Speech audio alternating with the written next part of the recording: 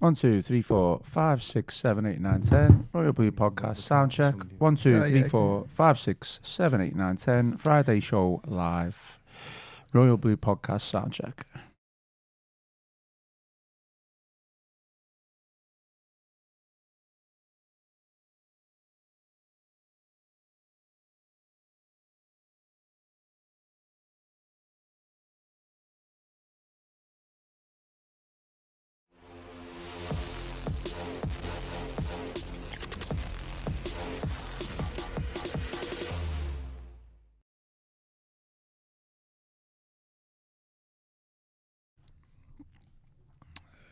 Hello and welcome to the Friday show here on the Royal Blue Podcast. We are live on YouTube and I am your host Ian Kroll, and joining me for today's show to talk all things Everton we've got Chris Beasley and Joe Thomas. Lads, how are things? All good? Are we positive, or are we still down there after the torrid week that we had last week?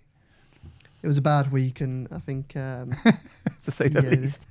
This week has been a bit of a hangover from that. I think the fact that the transfer window's going slowly, which was to be expected, but it's still tough when you're living through it. Probably adds to that, as does the fact that the Villa on Sunday is often a tough game and will be as well. So I think we probably all have the sense that things might get tougher before they start to get a bit better. So that probably clouds it, but where's the Joe Thomas positivity that we usually get? I'm still positive for the season and still positive for the future. Just you tend to have a slump in January, and I think Everton are very much living the reality that many other people are doing as well at this time of year. You're only being honest, aren't you? So, Chris, how are things? All good? Well, yeah. Hopefully after Sunday it'll be all good. Idrissa Gueye and Iliman Ndiaye hopefully return with the Africa Cup of Nations and. Onwards and upwards. It was just typical that they were going to get to the final, wasn't it? I mean, it was just nailed on that they were going to be away for every single maximum game possible. Well, they were one of the favourites with good reason. And I think once they got to the semi-finals, they were never going to be into semi-finals and then make it back for Sunday. So, having them absent for Villa was a probability for a long time. Okay, we'll move on. The usual housekeeping. Give us a like on YouTube and subscribe if you haven't already. And obviously drop us some 5-star reviews on Apple and Spotify if you haven't already. We do appreciate the comments. We do appreciate the feedback, whether it's positive or whether it's negative. We always like to improve. Get your questions in as well. As mentioned, we are live, so get your comments in. Whether it's a question or whether it's just one event, please do so. Today's agenda, obviously Everton head to Birmingham for a Sunday evening game against Aston Villa. So we are going to preview that as the show goes on, but we are going to look at some January transfer news. We are in the 16th day of the January transfer window, so we are going to discuss the latest reports on potential incomings. I know Joe and Chris have both written pieces this past week on the Liverpool Echo website. Just a quick word for our sponsor, who's NordVPN. To get the best discounts off your NordVPN plan, go to nordvpn.com/EFC. And our link will also give you 4 extra months on a 2-year plan, and there's no risk with Nord's 30-day money-back guarantee. And if you want to find out more, the link is in the podcast episode description box. Right, we'll get into straight away, Joe, because we'll obviously Villa is a big game, so we will come on to that. But there is a little bit of transfer news, probably transfer reports, whether it's rumours. Youssef En-Nesyri. Am I pronouncing that right? I think so. Reports have claimed that Everton have entered into transfer talks with him. He's a Fenerbahce and Morocco striker, and he scored a bag full of goals over the past couple of years for clubs that he's played for.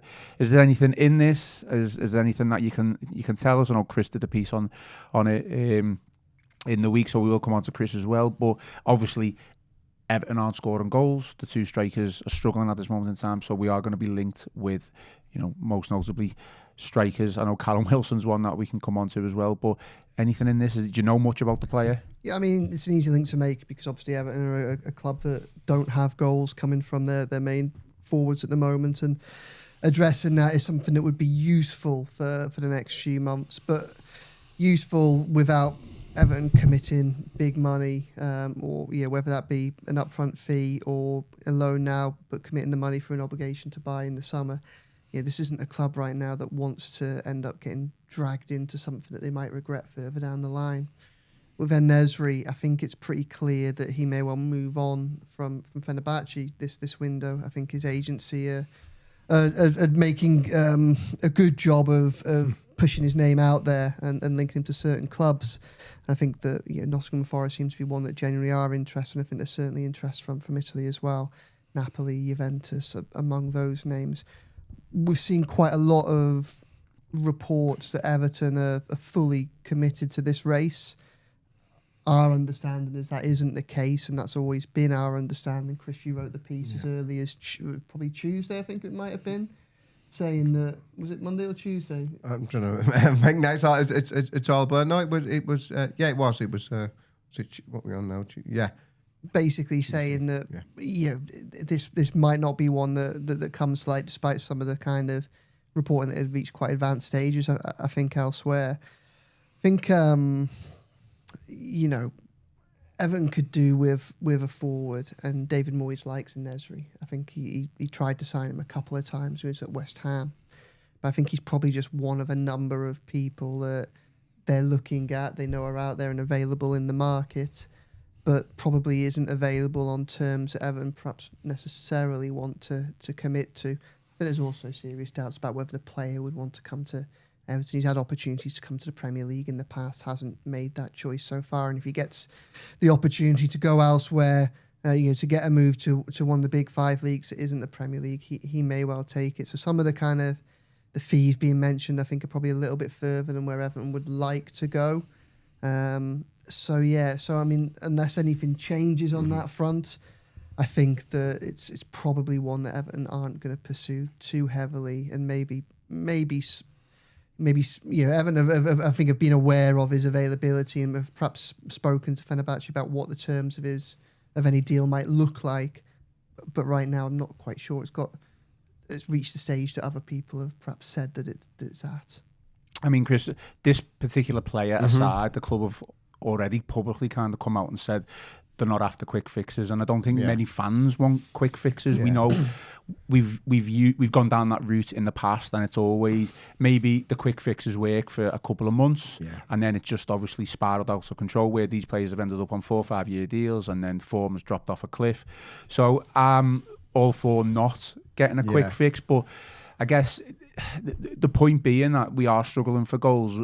We do need something, whether that's more improvement from Barry and Beto, or whether Moyes needs to get more from the two players. Obviously, the other side of things is we just bring in another striker, but again, it reverts back to whether we need that quick fix. Can Everton get through this season with just Beto and Barry? I guess, does it just depend on the ambition of the club and what they can achieve? Because we know more than likely we're not going to be relegated, but we are in a position maybe to challenge for Europe.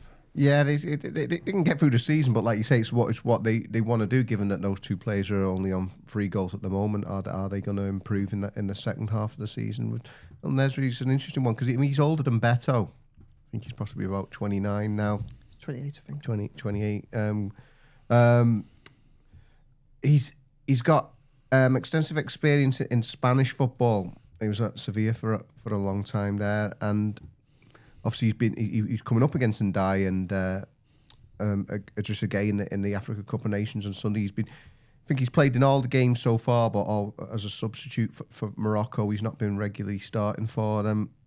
The most expensive player in Turkish club football when he went to Fenerbahce. So I think they're probably looking at getting their money back, like as Joe said, either initially or with an obligation to buy in the summer. So he's not going to come cheap if he wherever he ends up going. So talk about quick fixes. You just wonder whether, I don't know. He's not a player I've seen a lot about, but people have straight away talked about pace or lack of. So I mean, that's a bit of a red flag. I mean, you had that with obviously Tosun coming out the Turkish league as well. So I don't know. The other one who's been mentioned is, say, don't talk about quick fixes, but at least he eliminates a lot of the risk out of it. Would be somebody like Callum Wilson who could be getting let go at West Ham United. At least he's Premier League proven. Okay, he's a veteran player, and he's had those fitness issues, but he might be one who you think on a lower risk. I mean, I guess you call him a quick fix. He's certainly not a long term investment, but I don't know whether something like that might appeal more. I don't know. He's obviously En-Nesyri. He's a quality player, but is he suited for Everton, and is he suited for Everton right now? I mean, they're the questions you've got to consider, I guess. The fact that you mentioned Callum Wilson, we might as well just bring him up now. I know there was reports from the Daily Mail that Celtic have made an inquiry because we know he's leaving West Ham, or he's left West Ham, and he's not left West Ham. Yeah, he's in talks to leave West Ham. Obviously, he's under contract, isn't he? And I don't know the ins and outs, but he's on a low wage contract, and if he plays, he can that bumps it up a little bit. So you are right. It's still not his contract's still not been terminated. I don't know if anyone was interested in him, would he need to negotiate a fee with West Ham? I don't know. Well, they would if his contract hasn't been terminated. It depends on what order it comes, doesn't it? I guess though, stick with you, Chris, and we'll come on to Joe. Just because you said Everton, you may be a little bit open to that. Did you suggest? Was that not a quick fix? Well, it would be a quick fix, wouldn't it? Because he's not. What is he? 33 or whatever. He's got the injury issues, and if you got to look, West Ham United, a team staring in the Championship on the barrel, and they want to get rid of him. So there are serious caveats there, but you just wonder, would that if you were to get En-Nesyri, you're kind of saying, well, not giving up on Tierno Barry, but he's going to be the main man and you're just going to be in a supporting role. But if you've got somebody more of a short term like Wilson, they might actually buy a bit more time for Tierno Barry to come good in the longer term. So that would be my feeling around that one. You're not kind of giving up on Tierno Barry if you were to get Wilson, whereas to get En-Nesyri, that might be the case. You're saying, well, you're the main man now, and Tierno Barry's playing just like an understudy role. I think that's probably worth bearing in mind, really, that Everton would be quite willing to look to some of those older players, and quick fix or not, I think one of the key attributes that Moyes would want to signing a new forward, if they were to go down that route, would be not to necessarily give up on Barry, but they'd want someone that he could maybe learn off a little bit. And that would be the ambition, I think. I don't think Everton are in any position or have any desire to give up on Tierno Barry at this stage. He's a young player that's come to the Premier League at still a young age, and he's still come to a side that's in flux. And I think what Everton probably wanted and what Barry probably would have benefited from this season is Beto leading the line and doing, at the very least, an adequate job, and Barry being introduced kind of piecemeal. And I think that's probably the same for a few of those almost project signings, really, that they made in the summer. Tyler Diblin being another one, that the idea that if things are going well, you can bring them in gently so that they don't have the pressure on to perform all the time. Obviously, the problem has been for Everton, it's been that Beto hasn't quite been able to do that. And that's not all his fault. And Moyes acknowledges this. There's been a change in style at Everton that hasn't helped Beto, and probably doesn't help Tierno Barry as well. Mm. So you have to take everything with that in mind as well. I think really what Everton would probably like, if they could, maybe not this January, but probably if we get to a point in the summer where they haven't signed anybody, what they probably like to do is see if they can move Beto on, unless obviously he comes good in the next 6 months and makes them think again.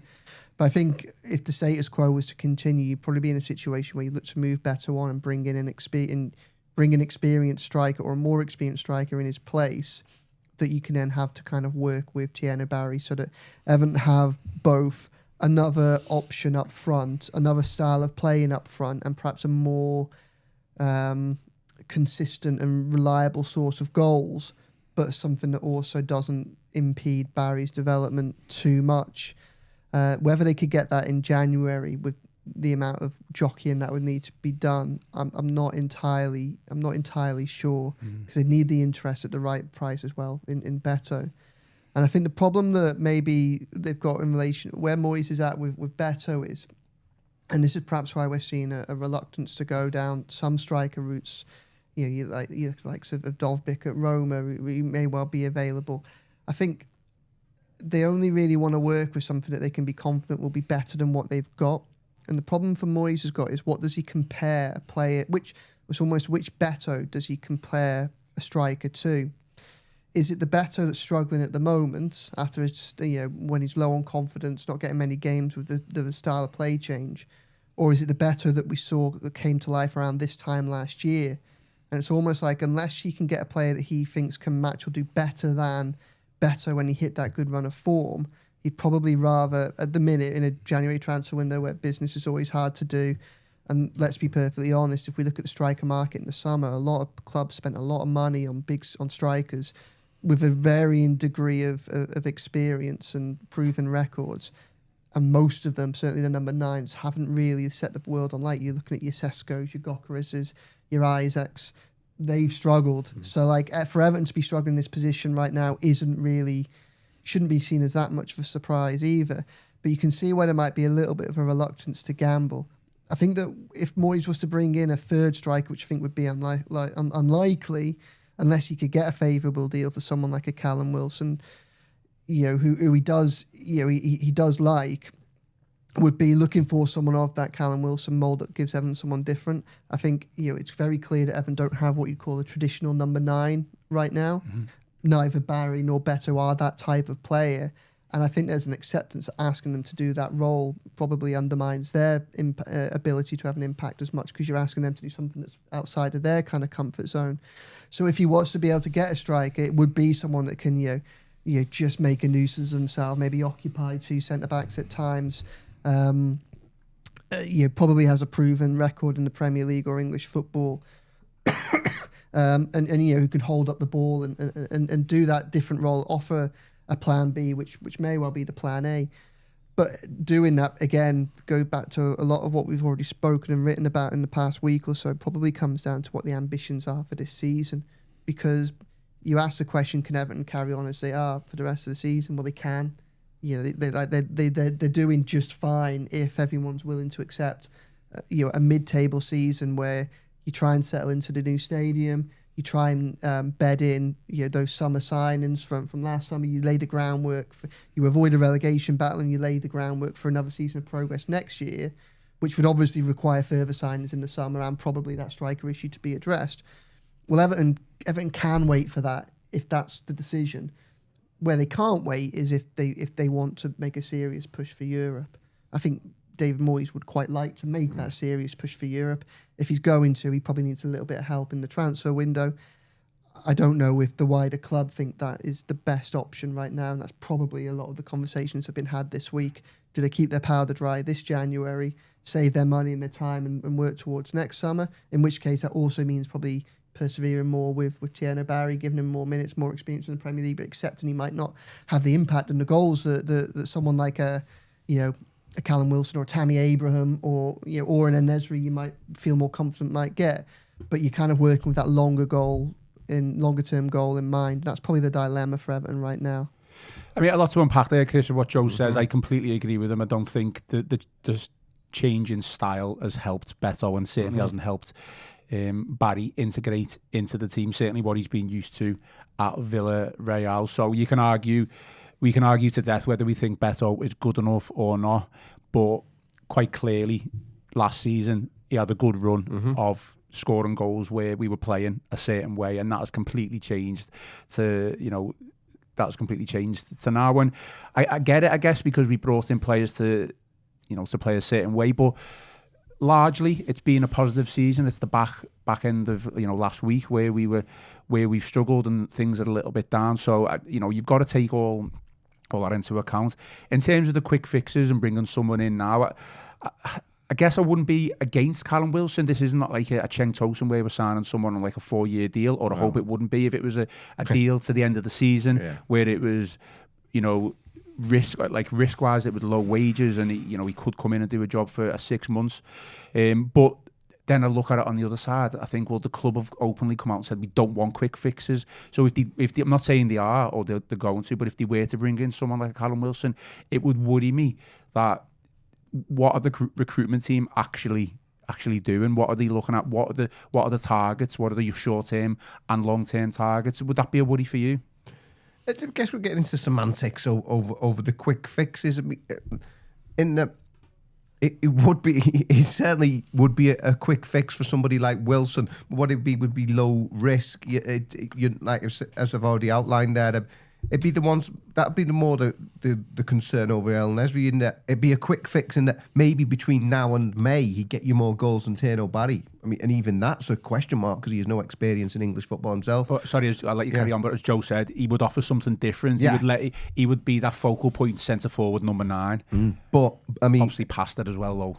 But yeah, over a longer term, is he gonna do the business and be the right man for Everton? Whereas somebody for Wilson, there'll almost be an acknowledgement that that this is a lower risk, shorter term solution, and going again with the longer term plan for Tino Barry. So yeah, we can say that Wilson's a quick fix, and that's going against what the freaking group say that they're all about. But actually, if you look at it another way, it is actually reinforcing their overall plan, because you're still staying committed to longer term projects like Barry, rather than just saying, all right, well, you've had 6 months now and we're going to sign, an instant replacement, and as it was, a big money bar who's presumably going to have to come in and be the main man if you do a deal like that. Just some comments on the topic we're talking about, and then we'll quickly move on. So Kevin Kraft says, we need a striker who can score goals. Completely agree with that one. James Graham says, Wilson can't be relied on. His injury record is crap. I hope they swerve him. I'd take them a rocking lad. However, John Jones, Toffee Man, says, I'm not against an older striker for a short-term deal. So I guess we'll just we'll keep an eye on those over the next couple of weeks and see if Everton do bring someone in. Joe, moving on to kind of more on the pitch matters. I mean, we've already said how much of a bad week it's been. I know Europe is still a possibility mathematically. I think before the Brentford game, where we all thought the expectation was that if we win the next 2, that puts us in a huge position. What's happened is we've dropped points, obviously lost 1, drew 1 against Wolves, and then gone out the cup. So it seems like a disaster of a week. In many ways, does this give Moyes a chance to just say, well, almost the pressure's off a little bit? We're not going to go down. We know the fans want Europe. We all want Europe, and Moyes definitely does. Does it give him a chance to be a bit more flexible in his approach? Maybe be a little bit more attacking, less rigid, try players out in certain positions. Obviously, if I can use an example, Adam Asnu came on against Sunderland in the Cup, had an impact. Did he use Adam Asnu? Maybe because he had no other choice, to bring on. But did he use him because he thought, well, this is the cup, let's kind of go for it? Can he have that mentality in the league in the next couple of weeks as well? Well, probably not. I think it's twofold. One, the injury and the suspension and the AFCON commitments all mean that he just doesn't have that flexibility in his squad. I think it's a challenge right now to be able to put 11 senior players out on the pitch. I think some of the problems we saw, particularly against Sunderland, were along the lines of almost tactical. Tactics almost become a bit of a nicety and a bit of a luxury in that situation. Like, you're in a situation where you're just trying to get players out on the pitch, and then, as we saw towards the end of that game, you're just trying to get a team that can reach the finish line. And we saw the likes of Reece Welch and Eli Campbell, and obviously Adam Asnu got a game in that as well. So that isn't going to change a huge amount over the coming 10 days or so. Maybe by the time you get to Leeds, you end up in a situation where you probably expect Ndiaye and Gay to certainly be back with the club, whether they're, I imagine they'll have a bit of a break after AFCON.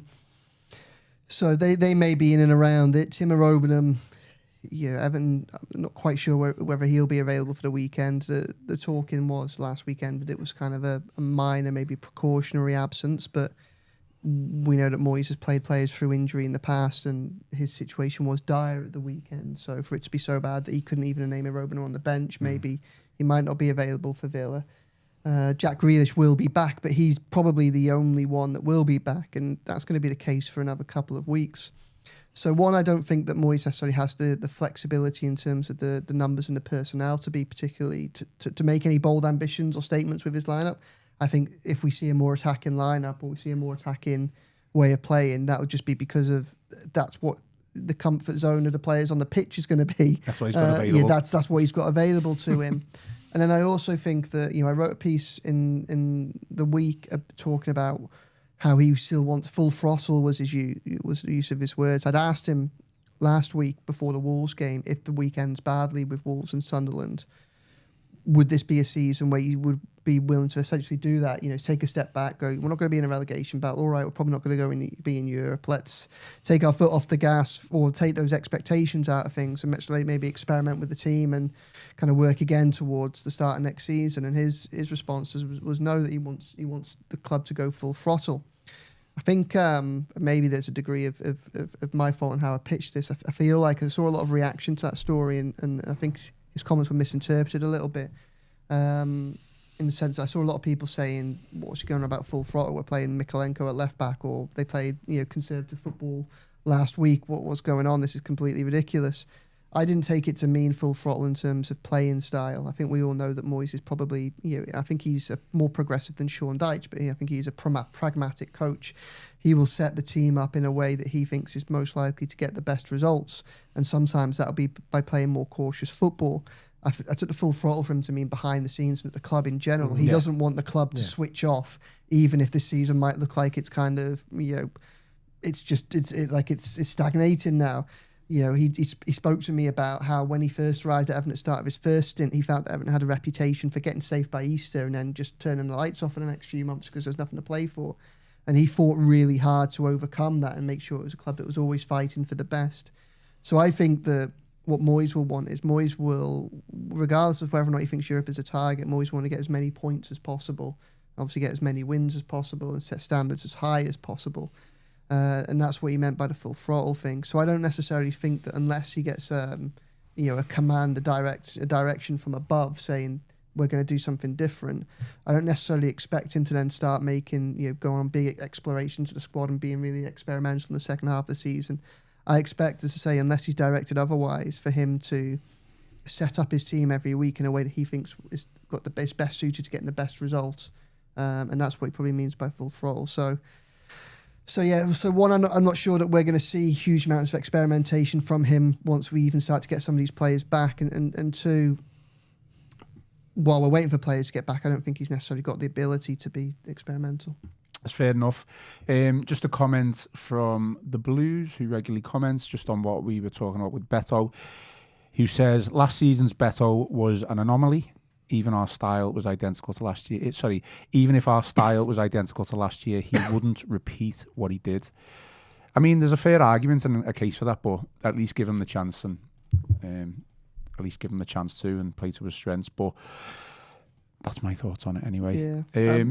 Just one thing before we kind of move on more to Villa. Obviously, right backs were transfers. I did have a right back on my agenda. I know Chris wrote a piece, didn't he? Go on. Have we got anything on the right back situation? Well, no. Just say wrote a piece earlier on the week about a lot of names being linked, and Emile Holm and Gueridoué, a couple of others that have been linked, and I'm not really sure that there's significant interest in there. Again, club are looking at a lot of right backs, and that's a priority area. Expect more names to be linked to them, and this isn't saying that there's no interest there whatsoever, but it's more saying that they are just kind of probing around the seams and seeing what's available. So, that's where it's come from. I think Brook Norton Coffee at Genoa. I think that's one where there's a little bit more interest in, and he's a different profile to Jake O'Brien. So that and I think we all know that we need because he's a right back, probably.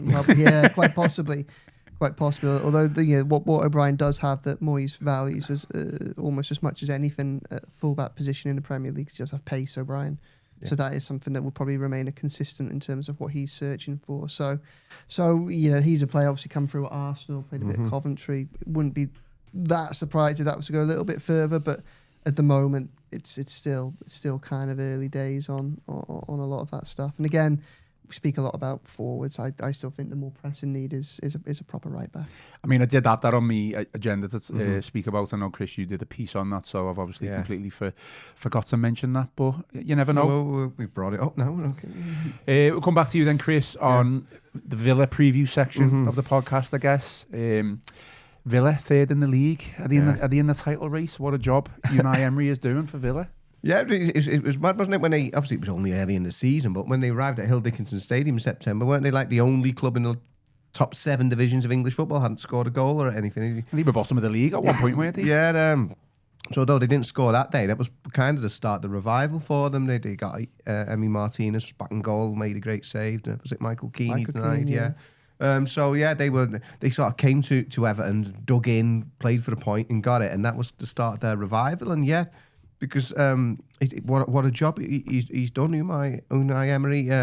So he got his fingers burnt first time round in the Premier League at Arsenal. I think back then, though he was trying hard to learn the language, he was still very limited in that respect. But obviously arrived with a huge, incredibly impressive CV for the work he'd done at Sevilla. There was it the hat trick of Europa Leagues and stuff like that. I mean, incredible reputation he'd had there. Obviously, was it Paris Saint-Germain? He said also that one, obviously, like a lot of managers there, was a tough gig for him. But yeah, he's really found his feet at Villa, and what a job he's done there.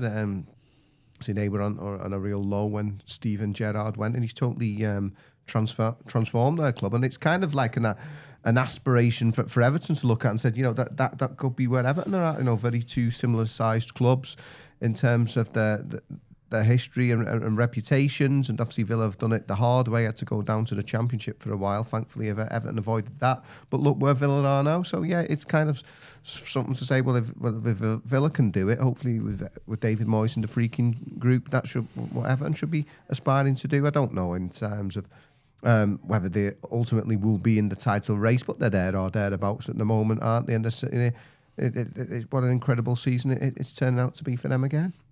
I mean, I guess something's got to give, Joe. On Sunday, we have got a poor record against Villa, albeit you did remind me that we beat them in the Cup. What year was that?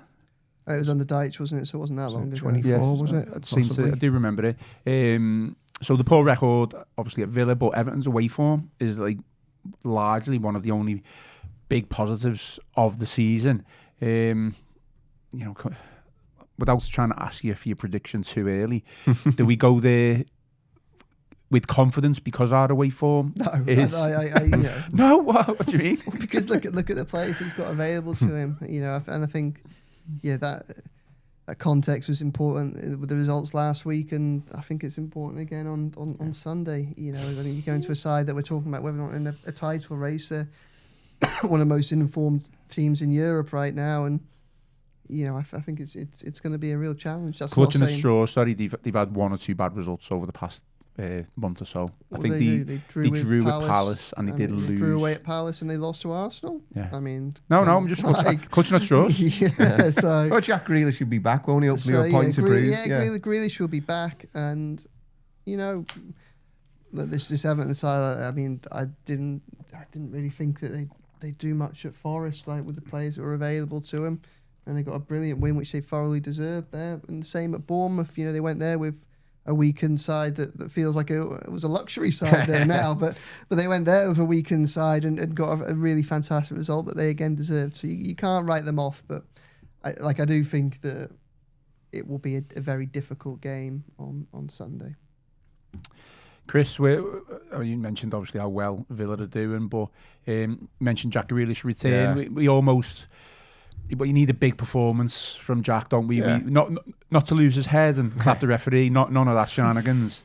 He's going to be the go-to, player for the creative aspect of things. We're obviously recording this podcast pre-David Moyes press conference, so as Joe mentioned, he doesn't think anyone's going to necessarily return. So it could be a case of you're looking at a Harrison Armstrong, you're looking at a Dwight McNeil again, maybe a Tyler Diblin, was the attacking players, and then again it's a toss of a coin at this moment in time with the strikers in who gets the nod in Beto or Barry. Unfortunately, I know that's probably a really negative, derogatory thing to say, but that's just where we are at this moment in time with the strikers. Yeah. To be fair, obviously Barry scored at Forest, and then against Brentford. So and obviously broken his duck against Forest before that. So he got 3 in a month, didn't he? And 2 in quick succession. So he's probably, I would imagine he'd be ahead of Beto possibly in the pecking order. I know Beto got the nod against Sunderland last weekend. Although I felt Barry didn't do great when he came on. But like you say, it's not a lot in it, unfortunately. But I'd imagine he'd try and give Barry the nod if he can, if he feels that the conditions are right.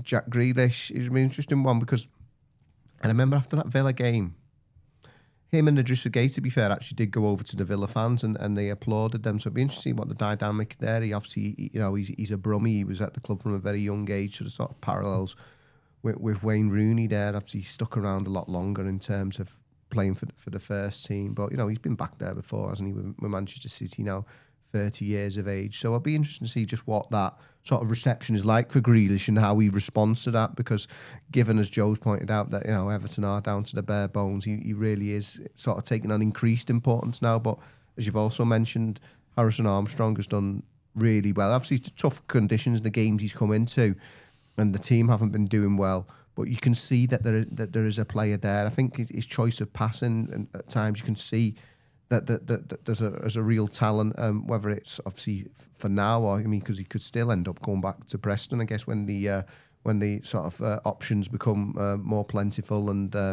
if Moyes thinks he wants to continue his education there. But it's been nice to see in what's been a difficult period for the team, to see just the potential that Harrison Armstrong has got. Before we come on to starting 11 predictions and match predictions, and I'll finish off with some comments, I did suggest after the Sunderland game, obviously extremely frustrated after going out and extremely frustrated with Beto and Barry's performance, that I know you're going to shoot this down, which is fine. Would Barry be better suited, or could you see him maybe better suited to be coming off the wing rather than a centre forward, up front? Because you've said yourself, is he the archetypal centre forward number 9? We kind of already suggested in this podcast that he's not, and that's exactly what Moyes is trying to get him to do. Obviously work on him, and we've seen slight improvements holding the ball up. I just felt that in the Sunderland game, I didn't think he did too bad within the game. Obviously the penalty was shocking. There's no question about that, but there was evidence there where he kind of played in a more of a deeper role behind Beto, where he was, I don't necessarily was a number 10, but he was certainly coming off the wing a little bit more. That there was evidence there that he looked a little bit more impactful, progressing the ball forward, running with the ball. And for me, that's what a winger does, cut inside in this modern day of football. I don't know, clutching at straws maybe again, but is that something that you would see for him? I think it's a possibility off the left. I think it would be a strange decision to start with him there, because the options Everton do have, and I think that when you've got Dwight McNeil fit and available, if you're going to play him, you've got to play him from the left. And when we get onto team who's, or our 11s, my front three would be McNeil on the left, Grealish in the middle, and Diblin on the right, because I think that's the best chance of all three to have the biggest impact. But Moyes is open to the idea of playing Barry off the left wing, kind of maybe perhaps more so in an emergency situation. But the game just after Christmas against Burnley, Moyes was preparing to bring Barry on in precisely that position, trying to look for something different as they went to try and get a win in this second half. And he was thinking about it for about 10 minutes, and in the end he pulled out, because to do so would have meant bringing off kind of one of the attacking midfielders. And it just would have, because he had nobody else on the bench, would have meant that, say, he'd brought him on the 60th minute and a midfielder had gone down, he just had no one on the bench to replace him. So he felt that he got to a position where he felt that he couldn't take that risk, that it had to be a like-for-like Barry for Beto in that situation, because otherwise there was too much of a risk of too much damage being done to the rest of the team. But it is something that Moyes has thought about, it's certainly in-game. And depending on how things play out at the weekend, and with so many players available, it's not that outlandish. Whether it can work or not, I don't know. But yeah, I don't think you're a million miles wide of the mark. Well, you've completely surprised me there. I did not think you were going to say that, and some of the stick that I got on Twitter after posting that. Yeah, well, let's say whether it would work, I don't know, and whether it'd be good for him and his development, I don't necessarily know. But it's something that Moyes has thought about, something that he's considered in matches, and I say whilst the squad is so thin, there's every chance that he thinks about that again if needed. Chris, just quickly on that one, are you for or against? Yeah, I'm not too sure about that one. Although, Jake O'Brien, you wouldn't thought you'd have a 6 foot 6 inch right back, 6 foot 5 inch winger. Dan Burn plays full back at Newcastle, so getting him on the wing, yeah. I know what you mean. I know where you're coming from, and because he does cut inside a lot from wide positions. But I don't know for his long-term development. As Joe says, maybe it could. It's a potential plan B within games, isn't it? Rather than being so rigid. But yeah, you could mix it up a bit. But I think certainly when you've got Jack Grealish and Illiman and Dye both available, I wouldn't be like leaving one of them out to put Tierno Barry, but it's an option within games. We want to mix it up throughout the course of a season. Cool. I'll stick with you for starting 11 then. Joe's already given an inkling as to what he's going to do with his three behind the striker. Gone for a McNeil on the left, Grealish in the middle, and Tyler Dibblin on the right. But in Joe's team, that leaves Harrison Armstrong out, who's, I guess, and it does anyway. Well, or does he play deeper? Does he play?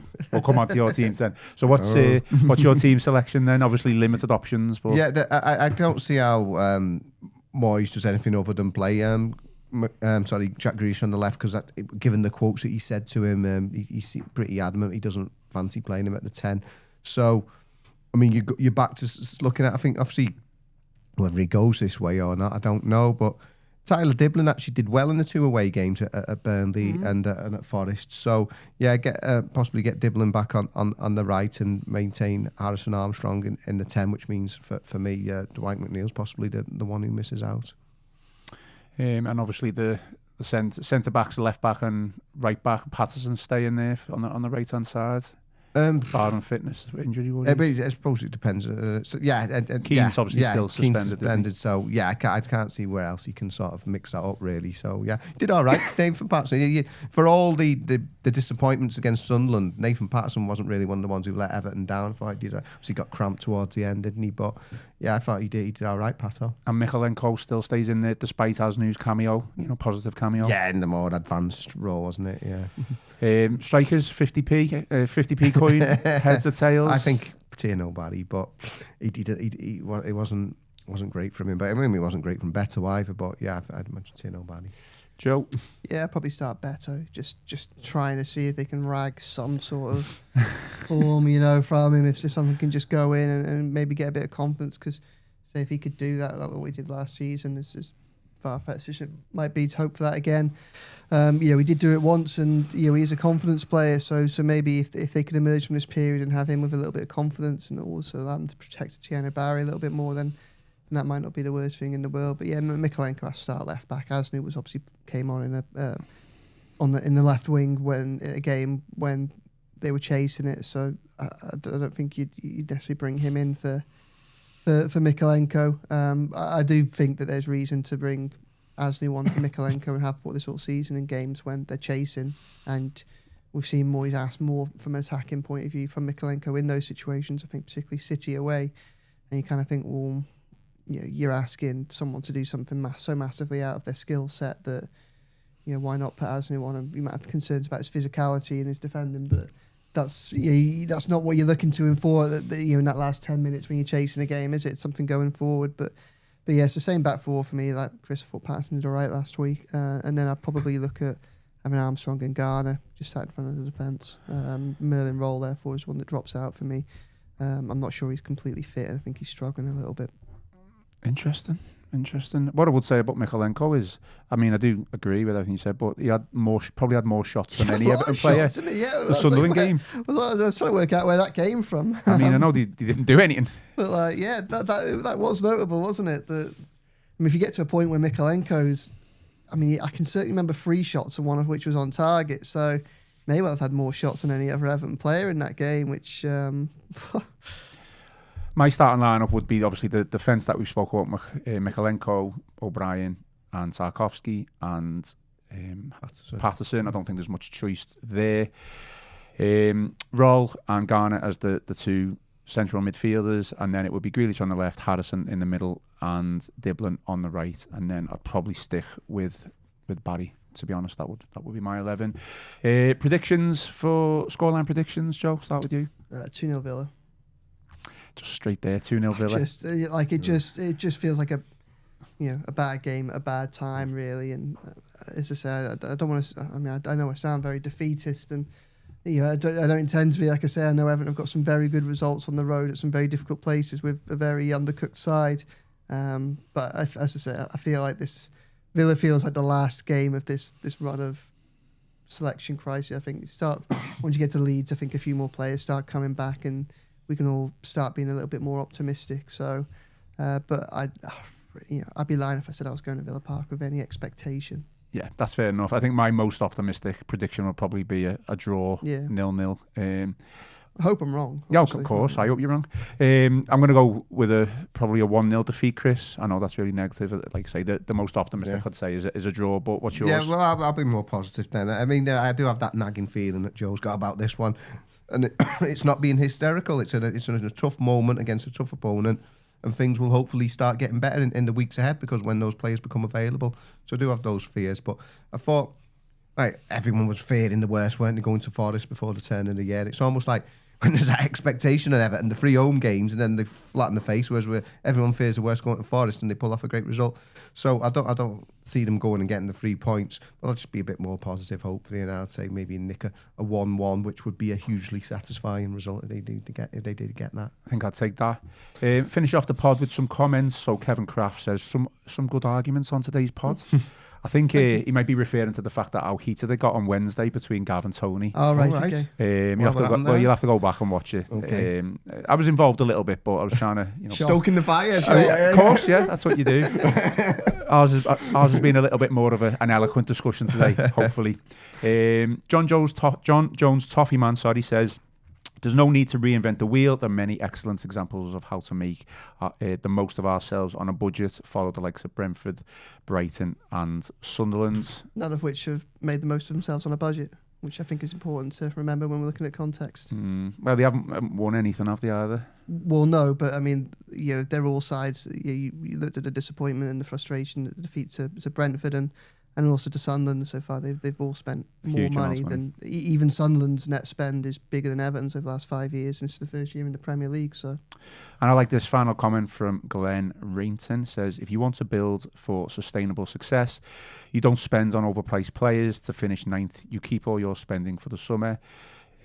We've got so many players to come back that will improve the form. Yeah, I completely agree with that. The only exception I'd make on that is right back, because I think that it's clear that that's a long-term issue that hasn't been solved. It's clear that it's an issue that if they don't address in this January, they're going to have to address in the summer. So, I know there's a lot of talk about how difficult a January transfer window is. This is a summer of a World Cup window, so I don't necessarily think it's going to be that much easier to make big moves, certainly not early moves in the transfer window. So I kind of think that if you overpay a little bit on a right back that you genuinely think, if a right back that you want is available right now, and I think it's worth overpaying on them within reason, of course, just to at the very least twofold. One, if he comes in and does well, then he increases the potential for this season. If it's a difference between, we talk a lot about there not being that much of a difference between, say, 14th and 9th, but the payments you get for where you finish in the league, there's normally about £2 or £3 million each one. So if you finish 9th as opposed to 14th, then that could be £15 million. Well, he's made the difference back already, and probably a little bit more there. And even if he doesn't do that, what he does do is he's then got 5 months of Premier League football to, at the very least, bed into the team. If he's new to the Premier League, to bed into the Premier League, and then you've got a full summer of working with him as well. You've got him there day one of pre-season, and when we look at perhaps some of the players that have maybe struggled a little bit, maybe a Tyler Diblin, it might not have helped him the fact that he came so late in the transfer window, so he misses all of that, both from a fitness perspective, but then also from a squad bonding perspective. And I think that with something like that, I think with the striker situation, there's still a bit of uncertainty about what you do, what you want, where you're going to go with that. So I can completely understand maybe not going for that in the summer. But with a right back, they just need a right back. I don't see, if the player that they think can solve the problems is available, and if he's not that much more expensive now than he would be in, say, for instance, the summer, then I don't see the downside, and unless it's a deal that's so big that it's going to end up with like PSR implications. And I'm not sure how much Everton would plan to spend on a right back at any point. I think there are. I agree with everything you've just said there. We'll finish off, Chris. Any final thoughts there? No, just a good, like I said at the start, good luck to Ilmenday and Idris again. Hopefully they can be boosted by winning the Africa Cup of Nations and bring that form back for Everton in the second half of the season. Okay, that is all for today's show. Thank you for everyone who has joined the live stream on YouTube, and thank you for everyone who has listened to the audio section of the podcast, Apple and Spotify, wherever you get your podcast. I've been joined by Joe Thomas and Chris Beasley. I've been Ian Kroll, and this has been the Royal Blue Podcast.